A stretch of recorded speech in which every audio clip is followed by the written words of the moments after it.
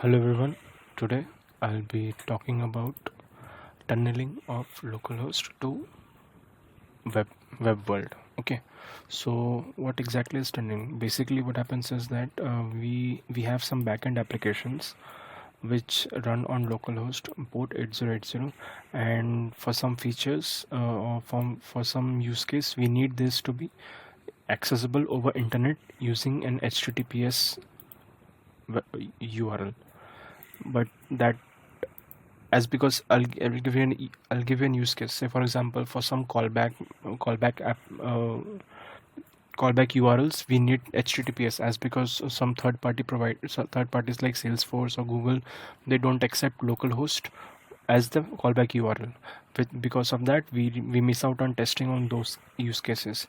So there are some third party tools provided in the internet to to solve this problem, and the major ones are Localtunnel and ngrok. Ngrok has evolved into adding some more features into its bucket list, but Localtunnel corresponds to tunneling of the localhost to a global server, to local globally rather.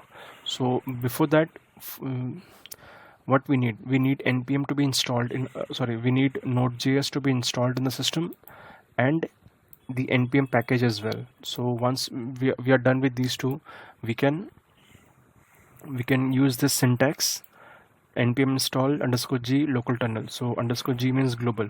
So globally we'll be installing localtunnel, and say for example this application is running on port 8080, so I'll be using this syntax lt double hyphen port 8080, and it will give me this URL.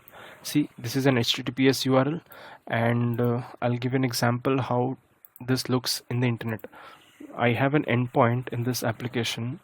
If you look closely, /test1, it returns hello world.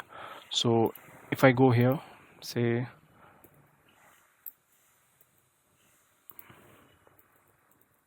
localhost test1, so you can see I am getting this hello world. So this is coming directly from the localhost itself. So now if I want to test the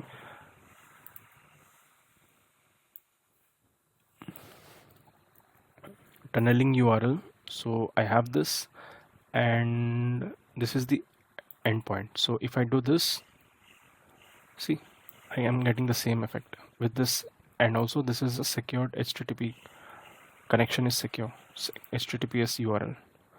So with this we can achieve this, and there are some more properties associated with this local tunnel. So if you look into that, we have port, we can achieve subdomain as well.